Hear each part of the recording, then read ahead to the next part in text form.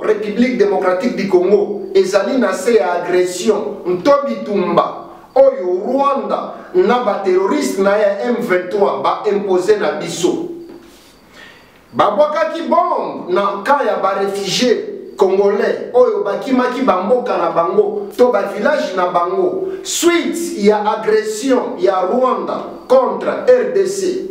Rwanda oyo azo utiliser ba terroriste na ya M23 na est ya Congo mpe babwakeli bango bombe na kati ya camp ya ba réfugiés. Bombe ebomi plus de 15 personnes, plus de 15 Congolais mpe ezokisi mingi na ndenge ya mabe mpenza. Batata, bamama, bandeko wa bolingo mbote na bino boye malamu na mayangani na Politique TV.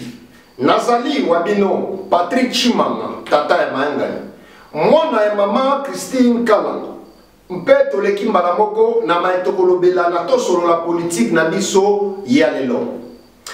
Boyebi malamu ete mboka na biso République démocratique du Congo ezali na se ya agression ntobitumba oyo Rwanda na ba terroriste na ya M23 ba imposer na biso.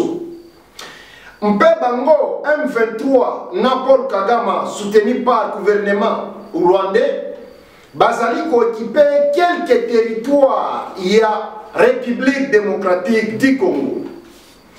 Babwakaki bombe na ka ya ba réfugiés congolais oyo bakimaki bamboka na bango to ba village na bango suite ya agression ya Rwanda contre RDC. Rwanda oyo azo utiliser ba terroriste na ya M23 na est ya Congo. Et suite ya insécurité, suite ya tuerie massive contre la population civile, et sali ete ba Congolais oyo bakima bamboka na bango baya na Goma na baka ya ba réfugiés pona koluka sécurité ya bomoi na bango. Kasi ya kokamwa ezake ba terroriste ya M23 elongo na Paul Kagame balandi bango tina Goma mpe babwakeli bango bombe na kati ya camp ya ba réfugiés. Bombe ebomi plus de 15 personnes, plus de 15 Congolais mpe ezokisi mingi na ndenge ya mabe mpenza.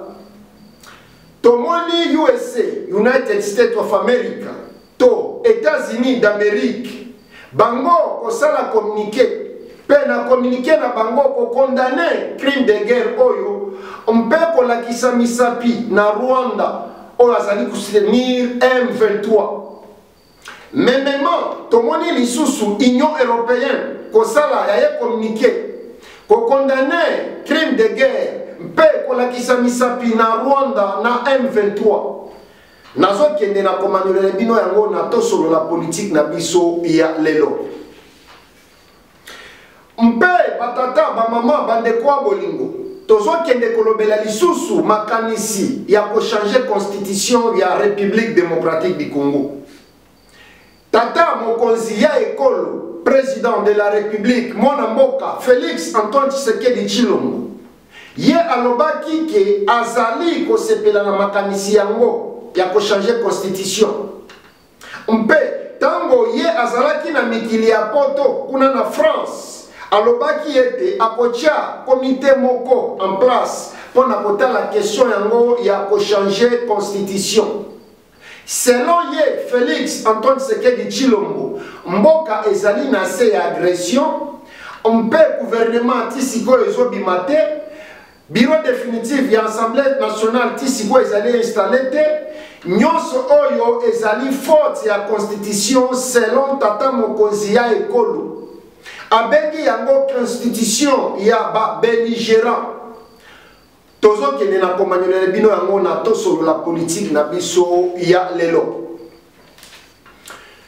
Boye malamu lisusu na émission na biso. Tokosenga na bino bo s'abonner na chaîne na biso mpamba te soki bozo tala biso bozo s'abonner te ezali malamu mpenza te. Bo s'abonner pona ko encourager biso pona ko lakisa ete bozali kotala pe bozali na posa ya ko s'abonner poete na mikolo ezali koya eloko nyonso tokotia ekomela bino na pete nyonso. Tokoti na développement ya maetokolobela lelo tobandi na bombardement ya Goma. Ezali mbala liboso te ba bombarder quand ya ba réfugiés congolais na Est la République démocratique du Congo. Mpamba te bitumba oyo ezali na Est la République démocratique du Congo ekokisi sikoyo presque 30 ans yangoyo. Nto esali déjà plus de 6000 morts. Kobanda 1997, 2003, ti sikoyo 2024. Komona mikolo oyo uti koleka bombe kokweya na camp ya ba réfugié ezali choc munene pona biso moko ba congolais, ezali pe choc munene pona communauté internationale.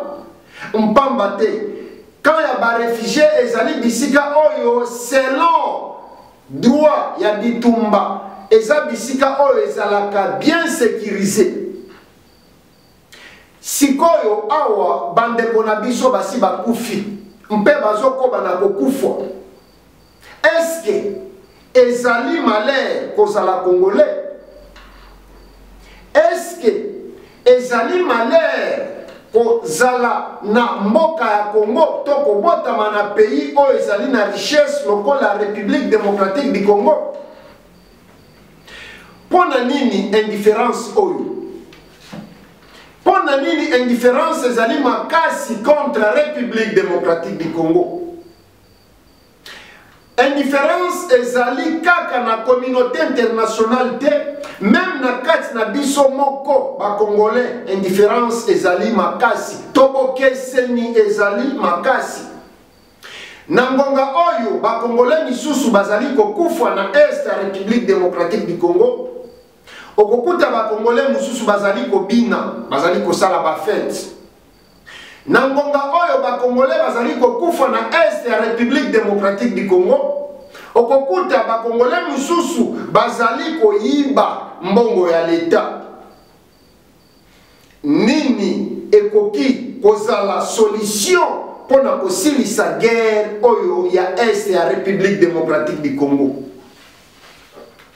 Nini ekoki kozala solution batata ba mama bandeko wa bolingo? Ndenge na uti koyebisa bino na droit ya bitumba to droit de guerre pour attaquer quand il y a des réfugiés ezali crime de guerre. Oui, bien sûr, États-Unis d'Amérique to United States of America basali communiqué ba condamner Rwanda Paul Kagame na M23 bien.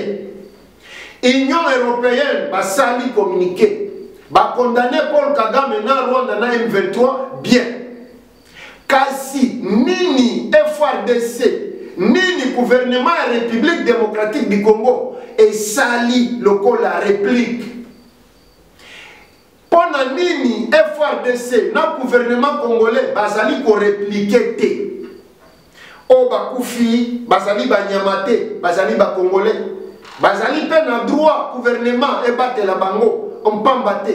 Constitution ya République démocratique du Congo, constitution ya mboka na biso elobi ete gouvernement ezali responsable ya congolais nyonso pona ko assurer sécurité na ye. Est-ce que bandeko na biso ya Est la République démocratique du Congo bazali assurer? Est-ce que sécurité ya bandeko na biso ya Rutshuru, sécurité ya bandeko na biso ya Masisi, sécurité à bandeko na biso ya Mbunagana ezali assuré par le gouvernement République démocratique du Congo? Nini ekoki kozala solution pona kosilisa bitumba oyo nazongeli lisusu? Oyo bakufi bazali banyamate bazali pe na droit na vie. Oyo tomoni ezali sabotage ya population epai ya Paul Kagame na gouvernement rwandais elongo na ba terroriste na ya M23. Esengeli toluka solution. Tokofandaka wana te tolelaka kaka mpamba te. Ata soki toleli tokolela biso na banani.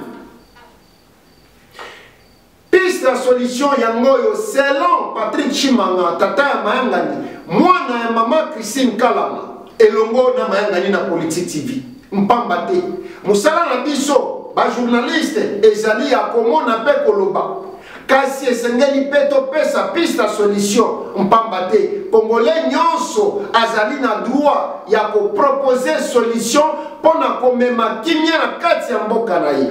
Solution numéro 1 pona kosilisa bitumba ya est ya République démocratique du Congo. Solution ekouta kaka na biso moko ba congolais. Solution ekouta kaka na congolais ye moko. Solution ekouta na bapaya te. Communauté internationale ekoya kolukela biso solution na République démocratique du Congo te. Solution ekouta na bakongomani bango moko to bakongolais na biso bakongolais biso moko bien sûr soutenir par la communauté internationale. Deuxième solution esengeli na gouvernement o ezali koya ya madame premier ministre Suminwa Tuluka esengeli ko chia bato oyo bakoki na bisika oyo ekoki na ba entreprise oyo ezoya gouvernance oyo ezali koya esengeli ko chia moto oyo akoki na bisika oyo ekoki. Troisième piste de solution esengeli ko sanctionner bato esengeli ko pesa etumbu na bakongomani o bazali kotambola mbilinga na mabenga ya leta to na mbongo ya leta to na n'importe quelle responsabilité ya leta. Bombardement ya population congolaise na kati ya est précisément na Goma e uti ko salima sanction ata moko ezwami te ba sanctionner ata mutu moko te. Tomoni révocation ya mutu moko te ezala na armée ezala na service ya sécurité mpamba te selon constitution bango bazali biteni oyo esengeli ba assurer sécurité ya population congolaise. Ah, population congolaise ba uti ko bombarder. Est-ce que sanction esalemi to ezwami tomoni te? Est-ce que révocation esalemi tomoni te? Est-ce que poursuite judiciaire et salemi tomoni yango te? Quatrième solution, esengeli ko renforcer discipline na kati ya l'État, to ko renforcer discipline d'État. On peut ko renforcer armée na biso FARDC, c'est-à-dire ko tia ba moyen ebele pona ko somba manduki ya FARDC, manduki professionnel avec technologie à sika. Kochamba moyen belé pour na kosomba ba avion de guerre to ba avion ya bitumba avec technologie à sika. On peut kochamba moyen belé pour na kosala ba formation professionnelle ya ba soldat na biso to mampinga ya ekolo. Batata ba mama bandeko wa bolingo moto moko te akoya ko sauver République démocratique du Congo soki biso moko ba congolais te. En bref, problème oyo ezo salaki guerre esi la tena esa République démocratique du Congo nto problème oyo salaki bitumba esi la te na esa République démocratique du Congo ezali un gouvernement de FARDC bazali na ba problème ebele kati ya fonctionnement na bango mbilinga ezali mingi na kati ya fonctionnement ya gouvernement congolais puis na armée congolaise. Problème a liboso ezali leadership ezali malamu te, leadership ezali mabe, ezala na gouvernement ezala na armée. Eloko a mibale casting ezali malamu te, ezala na gouvernement ezala na armée, casting ezali mabe. Pe eloko a misato coordination des opérations na terrain ezali mabe. solution esengeli kotia moto oyo akoki na bisika oyo akoki kotia mutu oyo azali na compétence et non influence na popularité ezala na gouvernement ezala na armée ezala na administration mpamba te ezali population congolaise nde azali kosibir nyonso oyo kozanga leadership ezali population congolaise nde azali kosibir ba conséquences kastinga mabe ezali population congolaise nde azali kosibir ba conséquences kozanga kosala coordination des opérations na ba front kuna na est ezali population congolaise nde azali kosibir ba conséquences voilà bauti ko bombarder ye lisusu population congolaise na kati ya camp ya ba réfugié bisika oyo akimelaki mpona koluka lisungi babombarde balandie bagomeli ye wana nyonso wana biso peuple congolais nde tozali kosibir conséquence. Est-ce que awa bombardement euti kosalema na camp ba réfugié ba congolais est-ce que ba déployer ba enquêteur na terrain kuna na Goma? Est-ce que ministre des Affaires sociales accueilli na Goma pour na kokutana na ba famille ba victime pour na compatir na bango? Mesure nini ministère des Affaires sociales ezui pour na kosunga bandeko na biso oyo bazali ba victime ya mo casting ya mabe na kati ya gouvernement pe armé bandeko na biso bazali ba victime ya leadership ya mabe kati ya gouvernement pe kati ya armée pe bandeko na biso ya Goma ya eso bazali ba victime ya kozanga coordination des opérations malamu na kati ya terrain pe kuna na bitumba to na front batata ba mama bandeko bolingo ezali pasi makasi mpamba te biso lokola ba panzi sango biso lokola ba journaliste musala na biso ezali koloba mosala na ngai ezali komona koloba on peut proposer ba solution kasi nazali na makoki ya kosala nyonso te soki te kosala kaka ona uti koyebisa bino ezali pe musala ya gouvernement na armée po bafongola pe matoyi bayoka toli oyo biso tozali kopesa bazwa bakonseil ya malamu mpona kosilisa souffrance ya population congolaise na est ya République démocratique du Congo. Bandeko na biso bakufi mingi banduku yangu tukuna moye i souffrance inapita i souffrance tunachoka tunafanya Mungu nini njoo asie ba Congolais précisément ya est tuona matatizo tuona miteso ya hivi. Donc soki gouvernement congolais soki armée congolaise bazui conscience batie moto oyo akoki na bisika oyo ekoki ezala na armée ezala na gouvernement ezala na ba administration na banzi ete musala ikosala mamalamu pe population congolaise akotika kosibir conséquences kwa zali komona suite ya manquement ya organisation ezala na gouvernement ezala na armée ezala na babisika mosusu batata ba mama bandeko wa bolingo nayaki na lombangu pona kobeta mbela nayaki na lombangu pona kolela elongo na bandeko na biso ya este oyo bazali na kati ya kolela sikoyo suite ya bombardement oyo euti na ka ya monguna M23 oyo azali nto groupe terroriste soutenu par ya Paul Kagame na gouvernement rwandais contre République démocratique du Congo contre population congolaise. Tika ete nzakomba alembisa ba congolais nyonso me mingi ya este pe bino ba ebanso bolandi biso na bandaku na bino ezala na bisika misala ezala bisika nyonso tika ete nzakomba zala na bino isengela kito sala ntotolo bela deuxième point kwa ezali changement ya constitution to makanisi ya ko changer constitution kasi télévision ezali ngonga namoni baza sima ya ba caméra bazali koyebisa ngonga o bapesa kinga ekoki esengeli na ngana kata na lombango pe tokozonga lobi pona kolobela changement ya constitution to makanisi ya ko changer constitution na République démocratique du Congo. Est-ce que ezali malam to ezali mabe? Tokolobela yango.